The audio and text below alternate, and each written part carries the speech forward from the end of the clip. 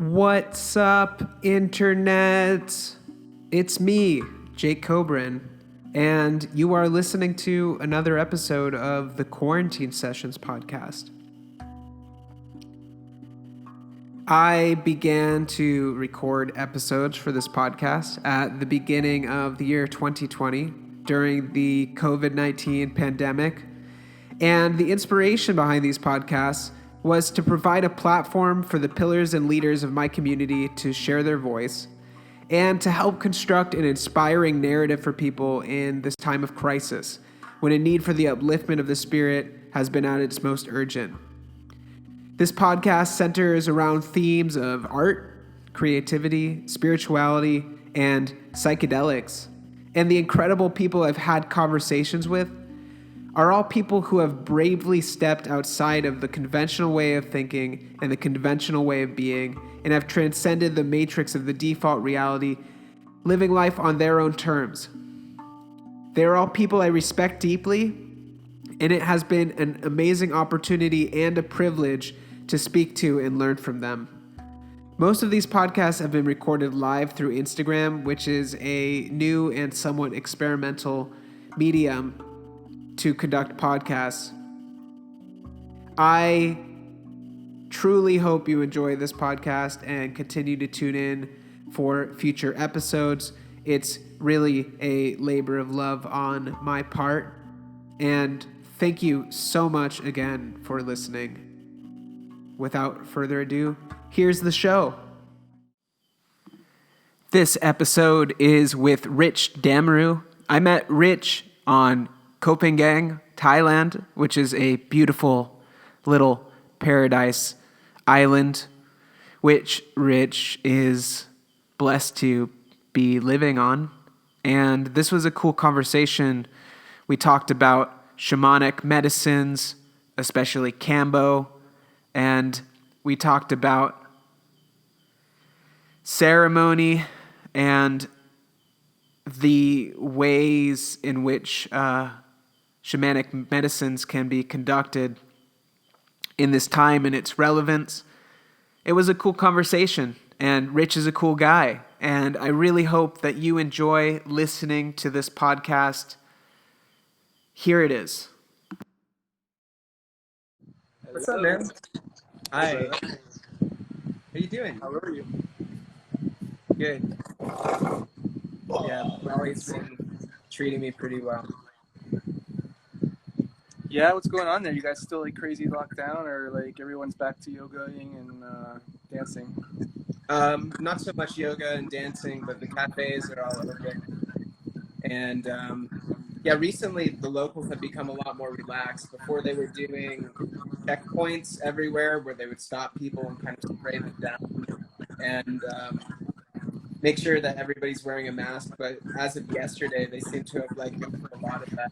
Things are more and more moving right back to the way they were before the situation started. But I think that they're not going to do dances or open up videos and stuff like that again until maybe July or something like that. Yeah, similar here. I mean, we never had like any cases here. We had like 3. And we're a small Nice. island, so once they locked down the island, I mean, for sure there was more. Like, but I think people were smart enough not to go to the hospital if they weren't that sick, you know. Yeah. I'm pretty sure I had every classical symptom possible, but I also Really? think it's been going on. Yeah, I knocked it out in like 2 days with the MMS inhalation and some saunas. That really made a big impact. But yeah, I don't know. I think it was going on a lot longer anyway, because working with Kambo and treating sick people, I've been seeing people going through some sickness for a while now. But do we want to talk about this anyway? Yeah. Well, I'm curious. I mean, like, do you think that I think that Kambo could be a pretty effective treatment against it, you know, or preventative? Like, that was the first thing that I did when this started coming on to do a Kambo session.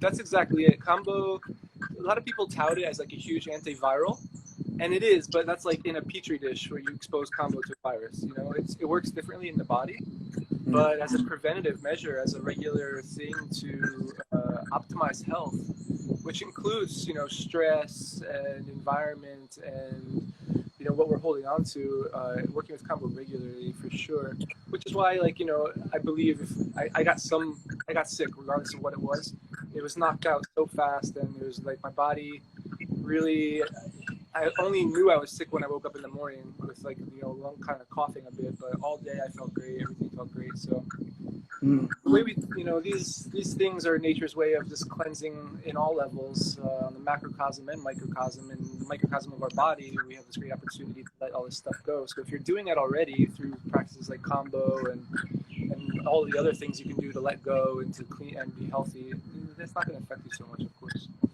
Yeah, that's what I think too. Yeah, and for people that are watching that don't know, Kambo is the frog venom that is it's administered into the body through these little burn points on the skin. And yeah, every time I've done it, it's always an intense experience, but I always feel absolutely amazing afterwards. Yeah, I kind of joke. I'm like, are you sure you feel amazing, or are you just relieved from not feeling so intensely sick as you were? I think it's probably both. Yeah, it's kind of like it's like a reverse. Yeah, like a reverse pleasure. When you go into something painful, at the end of it, your body gets blood endorphins. So happy to just not be in that state anymore. Yeah, no, I mean, for sure, of course it works. Like this is why I work with it, because I see its effectiveness. Just seeing people's faces, some people got that swollen frog face after, but even still, the way their eyes are shining after, and especially when I check in with people like a day or two later, there's some people come to ceremony and you won't even recognize them from the time they leave, from when they enter, because they're just like, so much weight is dropped off their shoulders, so much weight is dropped off their face. It's absolutely. How much do you feel like? How much do you feel like? I wanted to correct you on was that it's not venom. Okay. No, there's nothing particularly toxic about Kambo to the human organism. Really? It does cause quite a series of events, which you've experienced. But yeah, it's not like what would define a venom or a poison, for example. It's not the same. Yeah. So this is one thing I teach a lot of people, is that when they come to Kambo, like, they don't have to fear anything. Your body's not fighting anything. It's not like, oh, there's this venom, I need to deal with it. It's just a series of cascading events that the body probably never experienced before, and it's a lot of confusion at first. But if you start doing Kambo regularly, and the body says, oh, it's this now, the process is a lot less intense. It can be intense in sensation, but not in this like, oh my God, what's happening way. It's just like, oh, it's just a flush. It's intense, like when you flush the toilet, all this thing happens. Yeah, right. There's a lot of commotion, but the body's response to that is suddenly the fight or flight response isn't there anymore. Mm-hmm. Yeah, I always try to just surrender to it as much as possible. And it seems like the more relaxed I am with it, the more it can just kind of do its thing. And it seems like I release much more if I'm in a surrendered state than if I'm like, oh God, this is awful. Yeah, lessons for life, really. Lessons for life. Absolutely. Yeah. Do you know the origins of Kambo? Like what sort of traditional cultures it comes from, and how people first started working with it or discovered it? It's rather similar across cultures, so it's the Amazonian tribes, of course. The stories I hear mostly are along the lines of like, the people were sick and there's something they couldn't figure out, and one of the healers, one of the medicine men, or at that time was probably mostly men, either had a vision or was working with some other visionary plants, something like ayahuasca perhaps, or there's many visionary plants. But regardless, in a dream, one way or another, the spirit of the frog came to them and told them that this is what has to be done.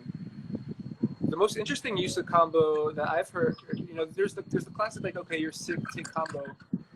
But the Matses, who I think are widely responsible, they're absolutely responsible for what I would call the discovery of Kambo. Not that they discovered it, but the Western discovery, which happened in like 95, I think, or it was either in 92 or 95. And those dates vary on like when the guy actually found it versus when Western science actually said, oh, okay, you have something here.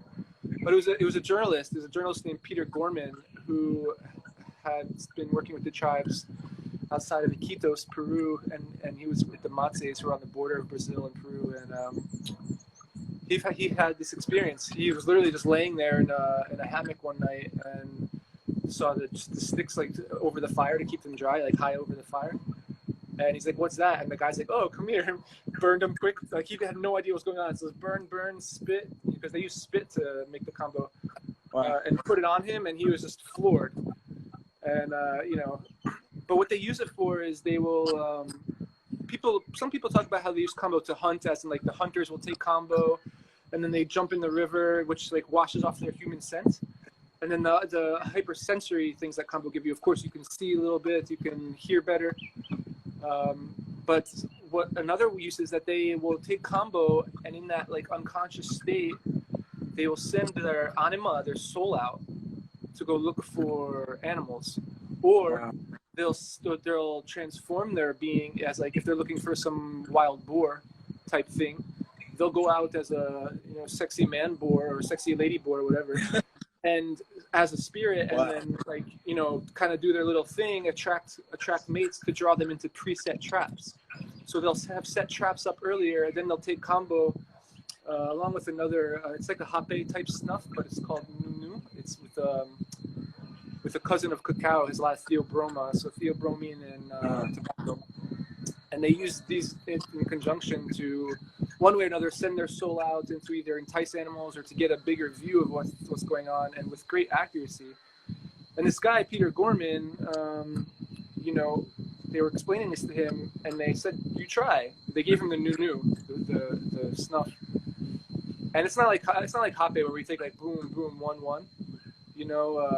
They like blast you back and forth, back and forth. They use a rolled up leaf that's like doo, doo, doo, doo. Wow. Wow. So it could be 5, 6, 7 passes each side, just boom, boom, boom. And yeah, you kind of go into this stupor. And so Peter Gorman did this, and he had a vision. His soul went out into the jungle, and he doesn't know the jungle like they do, to recognize it. But regardless, he was able to come back. He saw animals, and he was able to come back and kind of describe the area. And they knew what he was talking about. And they went, and sure enough, there's animals there, and they had a successful hunt. Wow. But yeah, much different than the way we know about. There's a book. It's called Sapo in My Soul that he wrote. It's like the book of the discovery of combo. It's a fantastic read. He's an amazing writer. Like even if you're not into combo, but just for a good read, it's great stories. Yeah, I remember a friend sending me. I think there's a call sign where he talks about combo. Yeah. And stuff, which is interesting. Yeah, I think Cambo actually is one of the medicines because of the fact that people are so cautious or averse to taking psychedelics, but seeing as it has purely physical properties, is one of the plant medicines that could be more easily introduced into the kind of like Western market, because you can look at it from a real medical kind of perspective, and like break it down and say like this is how it's affecting the body, and that's the way the Western mind likes to think about things. But it's so fascinating to hear those kinds of stories and these kinds of technologies or these abilities that as people we've lost, Yeah. Well, yeah, exactly. We lost it. I'm reading a book right now. I think it's called Letting Go.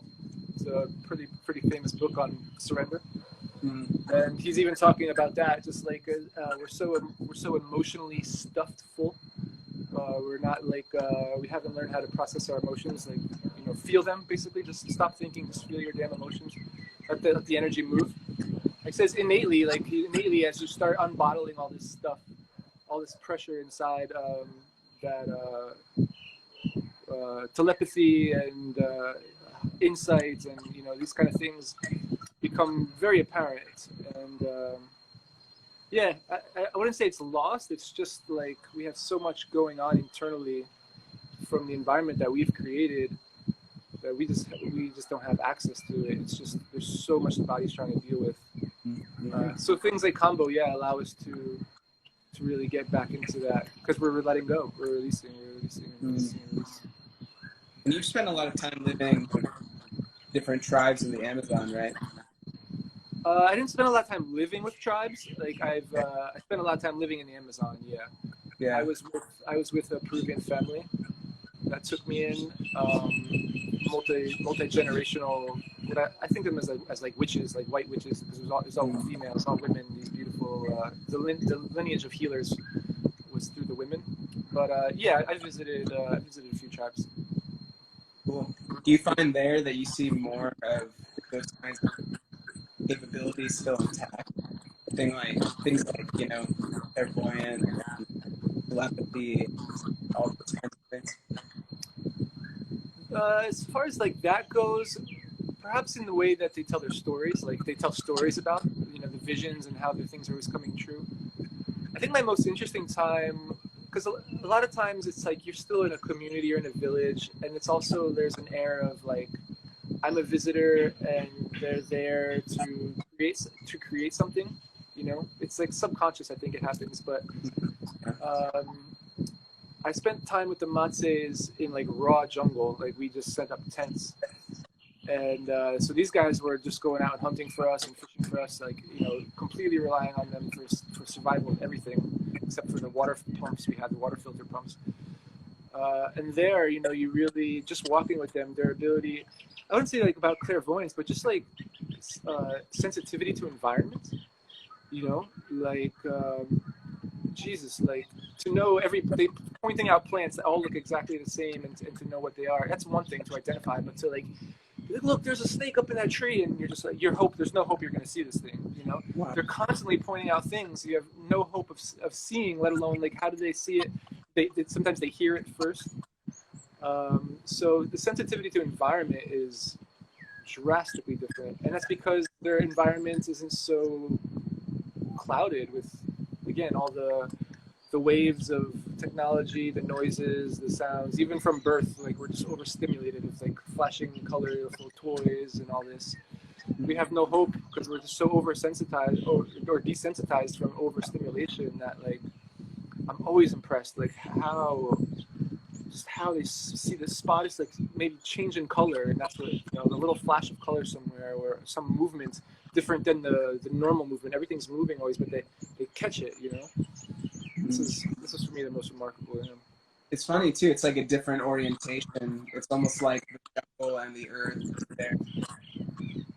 It's like it would be their equivalent of their electronics store or something like that. Like we're, as a culture, really fascinated with these digital technologies and stuff like that, and they're really fascinated with the technologies that the earth can present to us and the different experiences that we can have by taking these different plants in different ways, you know. And it has to come from a real curious and experimental place to get to the point of launching, you know. Just 1 second, there's like fireworks going off. Yeah, I was like, what is that? I live next to the temple here, so. Oh, cool. Chasing demons away, something. Nice. Yeah, we're gonna get at that. Yeah, I have a big temple by my house too. Actually, since the whole COVID-19 thing has chilled out, and they haven't been doing ceremony, which is wild. I don't know if the Balinese have ever stopped doing ceremony ever.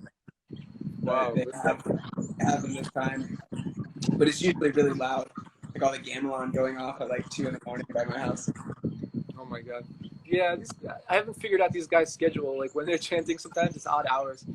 But I always appreciate it. It's quiet, and I love hearing the monks chanting. So, you know, the Thai Buddhist chanting is so hypnotic anyway. So. Oh, wow. Yeah, that sounds amazing.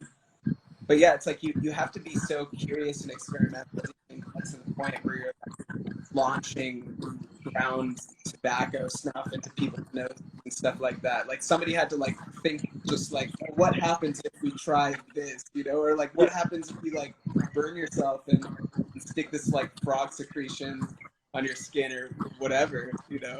And they're like, wow, that was interesting. Well, for sure with combos, someone tried eating it first. Like that's for sure what happened. And then they got a really rude awakening. What's remarkable to me is that didn't stop them. Like, of course, it probably wasn't the same person, but you have to like wonder, like, at some point they gain knowledge, like, okay, do not eat this frog. Do not put this anywhere near your mouth. Because taking combo that way is a lot more violent. And I don't want to say dangerous, but yeah, you can do some serious damage. Because the body just responds, like, you know, you're going to get into like internal just damage from the upheaval, like the violent upheaval can be. But their persistence in like, well, we can't eat it, but maybe we can do something else with this, you know? Like, come on. So they figured out to burn it. Maybe if we burned ourselves and stuck it in the burns, that it would work better. To me, it makes sense as to why they had a vision how to do it, because who would think that? Like, we don't apply medicines that way. Like, Yeah. There's old records of like, combustible herbs and tattooing a little bit, but it's not common knowledge at all to take medicine through the dermis that way. And they did it. Yeah. I mean, that's how they describe also getting the knowledge of ayahuasca, is that the plant told them. Yeah. And that's what they say. They were in communication with the plants, and the plants actually spoke to them and told them how to make it and how to use it. And probably same for candle also, which, because that's kind of like unprecedented in Western culture, it's hard for us to really believe that. But there's so much anecdotal evidence of that occurring in these tribal communities. To me, it seems very real. Yeah, I mean, all of them, like, you know, it's just this inert sensitivity. It's you know, a lot of it's just common sense too. Like, when we start showing you plants and what they are for, they show you how they know. Like, things shaped like the heart or things shaped like the prostate, it's gonna be for the heart or prostate. There's one plant called peri or something like this. It's like no, it's or maybe I can't remember the name. It's not piri, which is like the eye drop, but there's something else. I can't remember the name, but it's basically like if this was the leaf, and they were to break the leaf, after a moment it just goes and it becomes erect again. Like, you can break it, like the stem, it goes, and it's for erection. You know, the plant just gets hard on it again. Then they laugh. They love showing Westerners this. They just break it, and it's like whoop, the plant goes back up, and then they start pointing to their dick, like, okay. So the plants show you like countless examples of, you know, once you start to look at the obvious, even like what parts to use. Like, a plant might have thorns all over its leaves, so it's like, okay, you're obviously not going to use the leaves, use the roots. A classic example, I think the easiest example, look at a coconut. Like, the giant breasts of this tree, literally can be used. It's one of the only foods that can be used to sustain a newborn. Like, the coconut jelly has everything you can sustain a newborn. They use it for even IVs, you know, like they can use it for an IV if blood supply is low. And you have this life-giving breast of a tree. It's so obvious. Like, there's countless examples of the plants showing you exactly how to be used and what they're for. We just don't know this. We're not taught this. Mm-hmm. Wow. What led you to discovering all this? I know you were the tattoo artist previously. How did you make the transition from being a tattoo artist to living with or spending time in the Amazon with families in Peru and in Brazil and learning all about these different plant medicines and entering them? Who knows? I mean, it's an interesting topic around in general. Not so much about like how I ended up working with plant medicines, but just the pathway of discovery towards spiritual practices, which I'm sure you as well observe. It's a combination of things. I think a lot of the tattoo iconography. First of all, like, we're looking, you know, if you're getting into tattoo art, chances are you're going to come across like Japanese, which is all based on Shinto, and Buddhist art, the symbolism. So I know, just like you start downloading these images, you're looking at reference, and perhaps you have like, you know, the Tibetan encyclopedia, so you start reading things, right? It starts happening. And I've seen so many tattooers who came from rough places or were rough type personalities one way or another, go through this kind of transitioning. We all took different paths. One goes yoga. Like my friend Kevin LeBlanc, who did most of my bodysuit, is now a Zen monk. I think every morning on Instagram Live he has like Zazen talks in his monk robes. You know, many watching guys from gangs end up vegan yogis and stuff like this. So there was that first. My particular path came along because I don't know. It was kind of like doing it with mushrooms. Like I had mushrooms, you know, party a few. I wasn't like super into drugs. I loved weed. Like weed was my thing. But I wasn't like taking mushrooms or doing acid that much. Like I never was into it. Like some people are. But once I discovered mushrooms in nature, as opposed to the few times I tried it at home, I was like, whoa, okay, what's going on here? And I started bringing people on, and like, hey, you never had mushrooms before? Look, come with me. Let's do it this way, you know. So already I was like taking this role of guide, like unconsciously. It just started happening. Talks of DMT, and a friend of mine who had died a few times for various reasons, and was telling me his stories, like what happened when he died and came back, and relating this to DMT got me super curious. So I started smoking DMT. Thought I almost killed me and my girlfriend one time. I was like, so I decided I need to learn more about this. Like, what am I doing, you know? And started reading The Spirit Molecule, of course, and that's where I discovered ayahuasca. I was curious, and she was sick. You know, the woman I was dating at the time, she had deep. I already understood what was going on with her. I knew her and her family, and could just see the abuse, you know, and how it was showing up as these symptoms. She was a nurse. They did every test, shoved every camera in every hole, couldn't find out what was wrong with her. So it was a combination of curiosity and like, yeah, we need to do something about this, that led us to Peru. So we took a trip together to take ayahuasca, and you know, from there my curiosity was piqued more. I was going back a few times. I was taking like sabbaticals, going for a few weeks. And early on, the medicine was calling me to do this work, which a lot of people report. And I don't know about that. Like I think a lot of us just desperately want to make an impact for change on the planet. Like our souls are really crying for it. And when we take ayahuasca, we understand like, wow, this has something that immediately like I want to do this too. You know, I want to bring this to the masses, and it's interpreted as like, oh, the plant gave me this vision. I was quite the opposite. I wanted nothing to do with this. I started receiving initiations, what I would call initiations. I was receiving from the plants. I was already studying Amazonian and Andean shamanism just because I was curious. So I would say I was receiving would be initiations through the spirits, and I was like, no way. I love my rock star life as a tattoo artist, and it's not for me. And I rejected it because I felt the responsibility, the weight of it, and the necessity to dedicate a massive amount of time to learning. And I didn't want it. I didn't want to do it. I didn't want to make that sacrifice in my life. So still going years later, life has its way, and kind of like I naturally took a path of, you know, classic story, getting rid of everything I own, just lightening my life.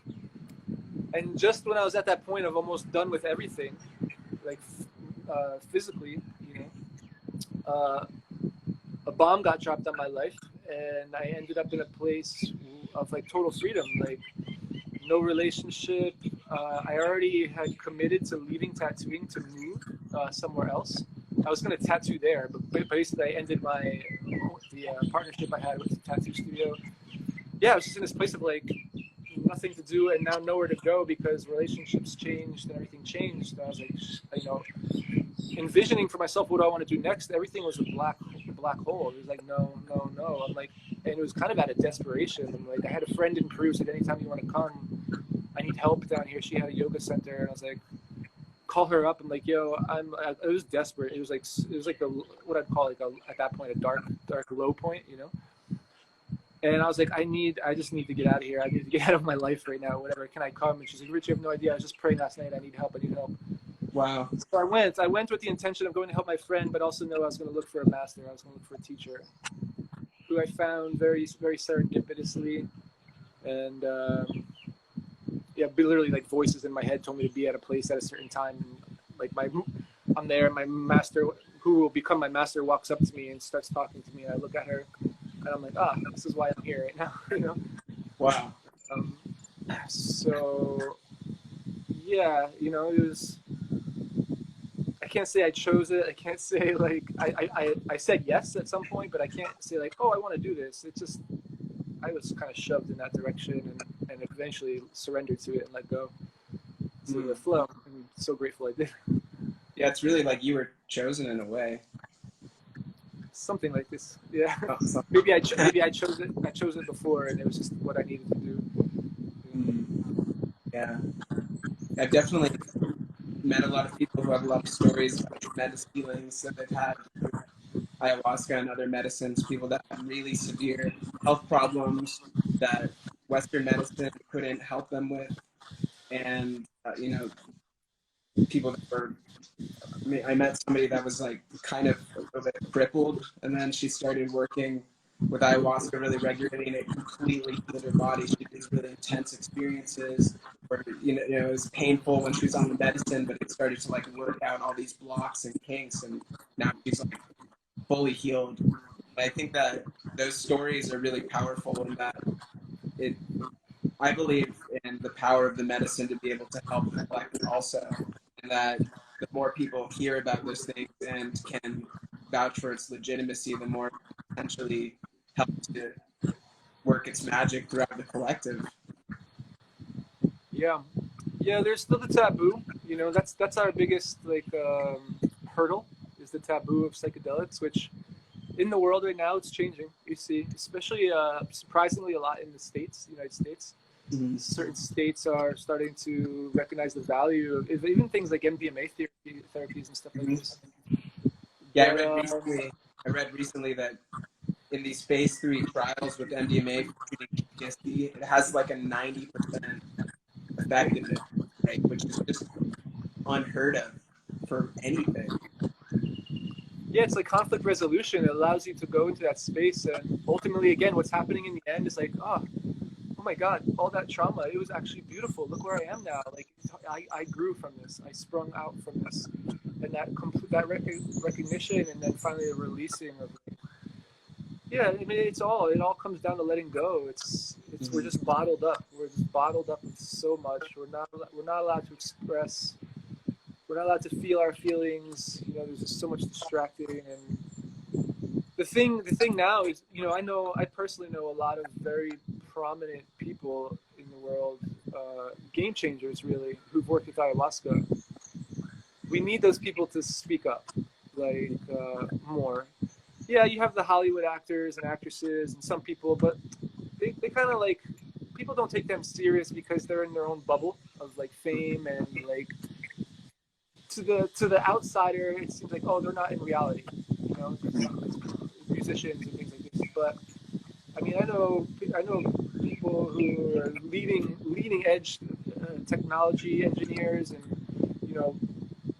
close to billionaire type people, if not billionaires, who are doing real good things in service to the planet, especially after having worked with medicine, changing their relationship to business and changing their relationship to being inspired by medicine, but they still really don't speak up about it on a world stage. So that'll be the turning point, is when because of the stigma, they recognize that, and they bring their friends. I wish I can tell you some of the people I know who are drinking ayahuasca, but they bring their friends, and they bring their friends, and things like this, and it's just like, these are masters of the universe, some of them, or at least masters of their country or their domain, and it's all hush. It's hush hush, So at some point, when we can collectively say, this is valuable, this needs more weight in the world, that'll be the big difference. I think that's part of the motivation of this Thank You Plant Medicine movement. I don't know if you've seen that, but they're trying to encourage people to share their stories about how medicine helped their lives and try to reduce the stigma around it. And they're also not focused exclusively on psychedelic plant medicine, but they're also talking about Cambo and Mapacho and just all these different plants that can help serve us. And I think that it's a little bit helpful to even put ayahuasca into that category and think about plant medicines almost in a way being distinct from psychedelics, because ayahuasca is a psychedelic for sure, but it also has a very different quality to it than if you're taking LSD or something like that. You know, it has a much more kind of like nutritious physical quality to it, and it seems to much more directly impact people who are needing healing in specific ways than LSD would. You know, I think LSD can help to expand your and open your mind and consciousness to receive new insights and new ideas. But it seems like ayahuasca really can take somebody through a process of going directly into the thing that's causing that dis-ease, whether that's mental, emotional, or that physical, and kind of work out all the kinks and open up whatever is blocked and release it. Absolutely. Um, it's, as you said, the mental, physical, emotional. It's all connected. Until Western medicine like promotes that idea, they know it, but it's not beneficial to the pharmaceutical, companies. Until the world wakes up to that idea, we'll have disease. The interesting thing about ayahuasca, it's talked about as a psychedelic, but it doesn't need to be. I agree. That's because we had the DMT, we had chacruna. I've had massive doses of ayahuasca vine pure without the DMT, and that's actually been some of my biggest healing, biggest insights. It's interesting to know the difference of what's the vine and what's the DMT from the chacruna, but the DMT is the limiting factor. We can't drink a huge bowl of ayahuasca with the DMT because you just pass out. But when you have the pure vine, when we take it a lot like combos, so you drink a big bowl of it, and then you're pounding water for the next hour or two and purging, filling many buckets. Basically, you're just, I don't know, you go through 5, 6, 7 liters of water, if not more. And you're just drinking water and purging until it starts coming out clear. Because the ayahuasca is a purgative within the plant itself. So many people do this and they don't have any psychedelic experience or insight. I'm very sensitive, so even the vine itself for me is psychoactive. It's a lot shorter trip than like with the DMT, but I think this massive flood that you get from being able to drink such a large amount of the vine by itself, this is where the introspective aspect comes from. The DMT from the chacruna is like taking us to these higher planes and expanding beyond ego. With pure ayahuasca vine, I wouldn't say you never leave. It's got nothing to do with the ego. It actually puts you in a state of ultimate presence. You're aware, like on a high level, of what's going on around you. And as you're purging, you're aware of what's coming out. You might be seeing the silliest little things that your parents said to you or your teacher said to you. It's like the things that just stuck somehow. They stuck and they changed you, and they're just like, coming out. And I had a beautiful experience where I was like enraged. I just got in a massive argument, which for me was even like, this is years later after my ayahuasca. I hadn't had a huge argument in a long time. I kind of thought of myself as somewhat centered. And I had a huge trigger, a massive trigger. And I went right from there into the drinking this pure ayahuasca and just pissed off, and my ego just on fire, like, my righteousness and my, whatever, defending my identity in this argument. And I was like, no, go deeper, find this, keep going, and going back, and finding like this core wound, this like really core thing. And this, of course, purging it out, and all this coming out. And immediately, I would call it like an Amartya healing, how it changed my being from that moment forward. And it didn't need to be so psychedelic. I guess was the point of this whole thing, is that like this particular medicine, we can remove the psychedelic taboo, and we can use the vine pure itself to let go, to release more. Wow. Some tribes do that. They don't give you the DMT. They work with just the vine. You might have to drink the vine for months or years before they even give you the DMT. They say, you're not ready. And that's what this particular master I was working with, this is kind of his idea, is like, he's like, humans don't need DMT. Like, our nervous systems are fried enough. We don't need more flashing lights and colors, True. His whole aspect is around the nervous system. He's like, but the ayahuasca bringing this deep purge, not only, are we purging, but we're constantly stimulating the vagus nerve through the contractions of the stomach as you're throwing up. And he says, this is like just, when you puke, you get those shakes and everything. Like, just releasing energy, releasing energy, releasing energy. So yeah, it's pretty remarkable. Yeah, a lot of my experiences with ayahuasca have been much more psychological, kind of like what you're talking about, where you'll have these flashbacks to these moments in your life that have gotten kind of like stuff under the rug that you don't really look at um, all the time. But these memories come back, these flashbacks, and you see the way that they impact you, and you kind of go into that experience like, wow, that was a really disturbing experience. You feel that, but then you purge, and then it's like it's out of your system forever. You know? You can be out of your memory. I've even let go of things like I remember like an echo of it, but I'm like, what was that? Like, what was that thing? I remember I heard something. You know, it's gone. Yeah. How did you come to live in Thailand too? Because I mean, even that for most people is a radical shift. You know, I mean, a lot of people don't even believe that that's possible to go live in a place like Thailand or even Bali. Yeah. I don't know, probably the same way you did. Yeah. Needed a change. How did I come to Thailand?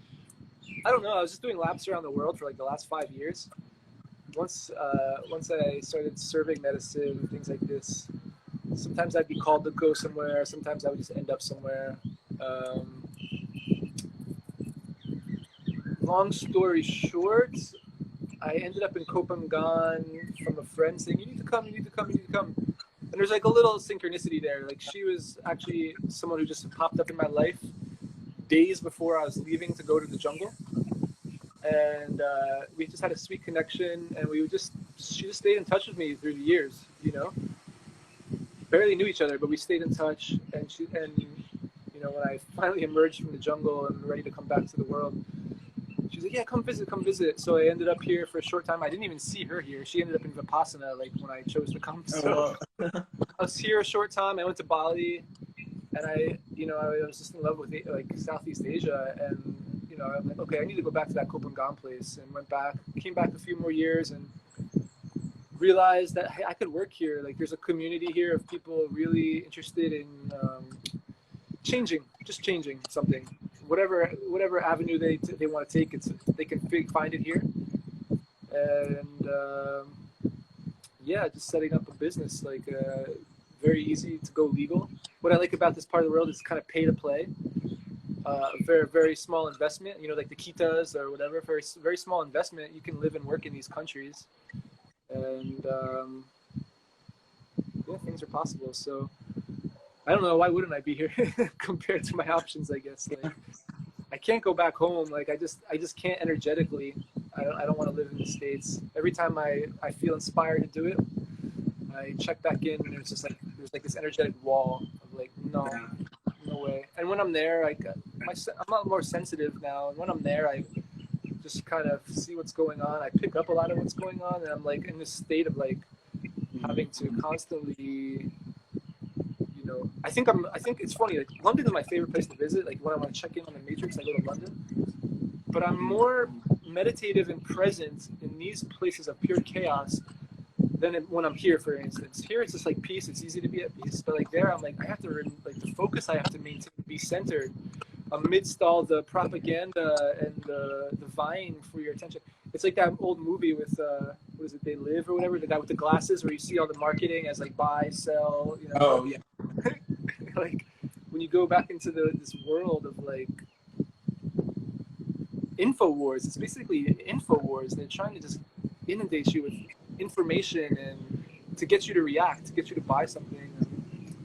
So yeah, I'm in this like this exhaustive state of having to focus so strong in these environments to hold my center. I'm like, why would I be there? For me, it's not working right now. That's something I thought about too, is that our attention is kind of the most valuable thing that we have, where we put energy and focus. And all these different corporations or systems, governments, people, they're all trying to take our attention. And the whole world is at war, trying to just soak up as much attention as possible, get the attention. Yeah. Yeah, I mean, they hire the top psychologists in the world, you know, like marketing. I never watched that show Mad Men, but I kind of understand, like, it describes the beginning of the age of marketing. And the manipulation. And if you want to see, if you want to spend an hour and educate yourself, like look into the science of marketing, and you start to realize like, oh my God, this is like full frontal attack on our psyche, like to get you to buy something. And the way they study children, and the way they study, they study kids to figure out how to do this stuff. Mm-hmm. Yeah, I remember. I'm totally blanking on the name of it right now. 4-part documentary series that really interested me about all that stuff, like marketing and what's the word? Like public, uh, creating like a public image for corporations and stuff. And the guy that invented that was Sigmund Freud's nephew, who is totally using all of these psychology concepts to kind of manipulate people. And they used it first for the cigarette companies and all these different corporations to try to convince people to buy into what they were selling. But most of the world is still kind of programmed that way, and most people are really unconscious. It takes a lot of awareness to kind of be able to rise above that and to see, oh, I totally see what you're doing, and I'm not going to play into that. Yeah, it's bonkers. So that's why I'm here. There's just like there's it's more of a space where I can't read any of the Thai, so all the advertisements mean nothing. Thai is such a looking language. The script is so cool. Yeah, ultimately, like I think most people know they're being manipulated. Like it's obvious, but they don't want to take the responsibility to change something about it. So maybe you can't do like I did and leave your life. I understand that, but you can shut off your TV, you can shut off your YouTube, you can shut off this, you can shut off that. Take responsibility for what you're feeding yourself. Information-wise, that's a huge part of it. I've been just swatting away. People like want to post videos like, oh, read this, check this out. It's about this great thing, or this guy's idea on something. Even TED Talks, like information's interesting, but how useful is it to your peace and state of mind? Most of it's not. Most of it's just like, oh, okay, AI is coming. Yeah, I know. Or this is happening. Yeah, I know. But what does it have to do with here and now? Here and now, most of us have access to peace here and now, and that's the blessing and the grace of this time and age, regardless of like what's going on with 5G or the sickness. Like we're at the most peaceful time in life, like in history of the world, as far as like we know, we're in the most peaceful. You wouldn't think so if you're paying attention to the fear-based propaganda campaigns, which are coming on all levels at us. But we have the grace, most of us, of peace within our here and now environment, within our homes, within our families, or whatever, So take responsibility and appreciate the peace that you have by, setting your boundaries on the outside world strongly. People like to like say ignorance is blasphemy now. We have this old saying, ignorance is bliss. And now it's like, oh, you're ignorant. Or why would you choose to remain ignorant? I'm like, because it's bliss. It's like, why would I choose to focus on things that ultimately, I don't want to like say I feel powerless against, but it's just like, I don't need to put my power into it. Like, it doesn't matter. Like, in the end, everything's going to be as it needs to be. This is a temporary stop on the journey of consciousness, this planet. And humans have the ego has gotten so huge that we think we also need to like take such strong action to counteract the other strong action. Like there's strong action in one direction, so it needs to be strong action in the other.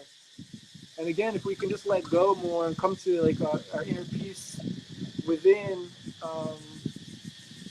it'll naturally start to reflect in our environment, and then the changes will happen. Like it's like the back door in, like the back way into like to strong, effective change on this planet is to like first stop fighting against everything that's happening, and find a state of peace within yourself, and then naturally there'll be less and less you need to fight because the consciousness will adapt and will change itself to a state where we're making more conscious decisions as a whole, as the planet.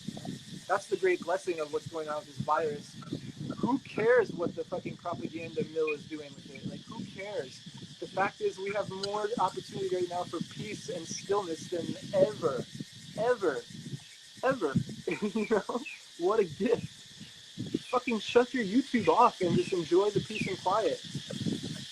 You know, there's more than enough for everybody. I understand some people are suffering. Suffering is going to happen no matter what. If you're suffering because you lost your job now, you're suffering anyway because your job sucked and you needed to do it. Like, Yeah, you know, sure. like suffering. Take responsibility in some ways, and yeah, the classic "Be Here Now." It's so hackneyed, it's so overused, but there's no other way to put it. You know? Yeah, totally. Yeah, I think that if everybody cultivates more inner peace individually, the world is comprised of individuals, and that's one way that you can make an effective change. And that's something that Ramdas talks about, is that the best way to change the world is to work on yourself. And that's Yeah, it. Like, do your work on yourself. Cultivate that peace within yourself. That's the most effective thing you can do. Not like run around, try to start corporations that have, you know, healing technologies. Like, no, just be. Like, just stop. Try to cultivate peace within yourself. yeah. All our frantic energy and need to fight is what's supporting those corporations anyway, because it leaves an empty place in us, and we buy and we try to fill the holes within ourselves. You know, if you take care of that inner peace, these corporations go away because you realize how worthless everything they're selling you is. You don't need it. What do you need it for? Then they don't have income. The power of the people has yet to be discovered by the people, in that we're the everything. We're the majority. We empower the power structures that we want to fight. So stop empowering them. It's that simple. There's nothing you need to do. Just do nothing. If everyone just did nothing, the structure would change very fast. Absolutely. Yeah, I think a lot of it is upheld by our social institutions, and people don't want to be alienated from their friends or from their families. And so it's like, in order to kind of take a path that you've taken of leaving society and moving to Thailand and taking a very different path of life, there's definitely the risk of alienation there, where there's certain people in the place that you come from that wouldn't want to be associated with you anymore because they have different values. And I think that's something that stops a lot of people from making this kind of shift, is just that they don't want to be alone, and they're Yeah. afraid that if they follow this less, typical path, that they're going to be alienated, that they're not going to have friends, and they're not, find community or lovers, or, we're very social, and that connection is important to us people. But I think that if you do kind of face that fear and you push past that, you find that there are many communities that are formed around alternative ways. And then you find the people that are actually more congruent with who you are. Exactly. Yeah, when I counsel a lot of people because I work with medicine, and so I'm dealing with people who are like going through huge shifts. And this is one of the things I have to tell them. I go, look, it's gonna get lonely for a minute. Like this is like my integration talk for some people. I'm like, if you're willing to make deep changes, you have to be willing to be lonely, and you have to be willing to take the responsibility to do something about that loneliness, which means go try new things. It's like it's funny. Like, so we talk about pattern breaking as another way of changing your being, breaking your patterns. Loneliness is a great stimulus for this, because if suddenly you're lonely because you're changing and your current structure is not working for you, your friends and family are just like, who are these people? I don't really understand why I'm around them anymore. That loneliness is a motivator. Get out and do something. Go do something you've never done before. And you're going to meet people. So now you're like changing your patterns, and you're meeting a community, as you said, more structured to your state of being. So yeah, loneliness is tough, but also the more work you do, like, you want to be alone more. I don't know about you. Like, Yeah, I have less and less need for socializing. I almost can't even, like, I can't do it anymore. I can't sit in a cafe and talk about nothing anymore, I'm like, I should be home making art or making music, or just doing nothing, like this energy to not feel lonely. Look at what part of you really feels lonely, or what parts needs that attention, and feed it somehow else, like an idle chatting. Usually all it needs really is just some attention, like actually being present with that feeling and that sensation. And if you can sit with it, maybe you need to sit with it for an hour or for a day or for a few days or a week or whatever, but if you really sit with that feeling, eventually it kind of like dissipates. It like releases its charge. It says thank you for being with me, thank you for honoring me, and then the emotion can kind of leave or be integrated, I guess, to your being. Yeah, it's another emotion. You sit with it, you just feel it. I realized like I kind of lost that path for a while. Like this book I'm reading, Letting Go, he talks about the fallacy of expressing your emotions. Like we're taught now, like you need to express yourself. You need to express yourself. And I kind of had this like hint in my mind. I'm like, is that really what I need to do? Am I just feeding the beast by expressing my anger? And instead, it's like, no, just sit and feel it. Like, don't express anything. Sit down and feel it. Don't. You don't need to think about it. Just be fucking angry, and it dissipates so fast. And then the energy moves. Whereas if you're expressing it, well, maybe you have a good listener, but chances are, if you're getting all fiery and someone's listening to you, you're transmitting energy to another person. Maybe like they're either having to like lock up from your fire, or they're taking it in and they're like agreeing with you. Yeah, that's bullshit too. Like it doesn't go anywhere by expressing it, by feeling it. Feeling lonely, it dissipates. All these emotions. Feeling happy, it dissipates. Like don't just work with the negative emotions. Work with the good ones too. But I'm super happy. Sit down and feel it. Like okay. And watch how much they change. And this is the flowing of energy that will just heal. It just heals everything. Talk about a pattern breaking. That's a really hard pattern to break or to shift because there's such an addiction to needing to express our emotions, to needing to potentiate them, like keep them going rather than just allowing them to be and then letting them dissipate. We want to make a big deal of stuff. If we're angry, we want to make a big deal of being angry and whatever we're angry about. And we attach all this story to it, and we'll keep that story going in our mind for like the whole day, even if it was a little thing that happened. It's just so much addiction. It's really breaking that addiction is where you need to start to try to get to that place of just being centered and peaceful and not allowing these emotions to overpower us. Yeah. I think there's value in sharing your emotions versus expressing them.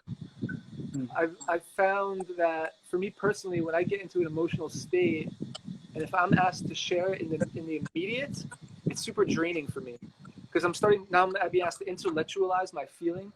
Like, oh, express your emotions. What's going on? And I've made the error of doing the same. Like I see someone like, hey, you want to tell me what's going on? Instead of giving them space or giving myself space to feel and then share after, like when the emotions dissipated, share your process. And like, okay, because we have partners, we have relationships, friends and family, and we do keep up on what's going on with each other, and this is how we feel community, about an open-heartedness, like by being vulnerable to share. But to express an emotion in the immediate, I was really grateful to understand from this book this idea, because I'm seeing how expressing my emotions has been draining me versus the difference of that between sitting with them, letting them dissipate, and then sharing later. For me, like my natural response is like when I get emotional, is like I want to get out of there. But it's not from a place of avoidance. It's from a place of like I don't want to react in a way that I regret later. So I need to like go. I want to get out of there so I can sit with my feeling, and then come back and share it from an open heart space instead of from a triggered space. And I think it's important that we start spreading that idea, that discernment between sharing emotion and expressing emotion. Like sharing comes after it's been felt and integrated thoroughly. It's a new concept for me, or it's a tweak of the concept for me, and something I'm going to definitely integrate into my experience, because I think it's very valuable to Thich Nhat Hanh talks about. I read this book, Anger. It was like my first time in the jungle, like it was ayahuasca. He talks about like anger. Think of anger as a crying infant. Like that thing needs to be picked up and immediately given all the attention. Like, oh, you're angry. Like, okay, what do you need? Like, what's going on? Which means you put everything away from them and you sit with that emotion and yeah, you change it. Yeah. We only You have don't a change few anything. You minutes. let it flow. Yeah. Yeah, we only have a few minutes left before this live is going to end. It's been really awesome to talk with you. But yeah, my father was like a psychologist. So it's like, I feel like I've almost been programmed to really intellectualize emotions because that's what psychologists do. They just take the emotion, the feeling, and it gets so heady about it. But, yeah, I'm learning more and more. It's been a real practice over the last few years to just be able to sit with the emotions and feel it, get too intellectual about it and try to figure out what it means and like attach concepts to it and stuff like that. But yeah, we have like about a minute and a half left. Cool. It's awesome talking with you, bro. Yeah, man. Thank you so much for coming on and thanks for your time. This has been really, really awesome. Yeah, Do you have pleasure. any kind of closing remarks or Closing anything you remarks. want to share? I think I said it all already. All right, bro. Yeah, man. Just the closing remark would just be like just sitting still. You know. Yeah, maybe every person who's listening to this, if you could just try to spend maybe like a half an hour without any kind of interruption or distraction, just sitting and being, no phone, just being. That would be a good practice to cultivate at least once a day. Absolutely. Cool, Lots of man. love, brother. I'm Lots gonna of come love. visit you as soon as the world opens up again. I want to visit you too. I miss Copenhagen. It was great. Yeah. Yeah, it was good to have you. We'll see you soon. All right, bro. Be well.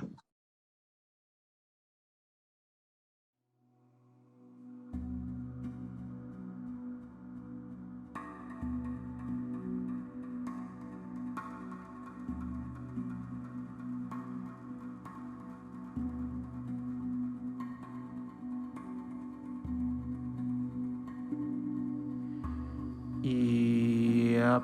So we did it, guys.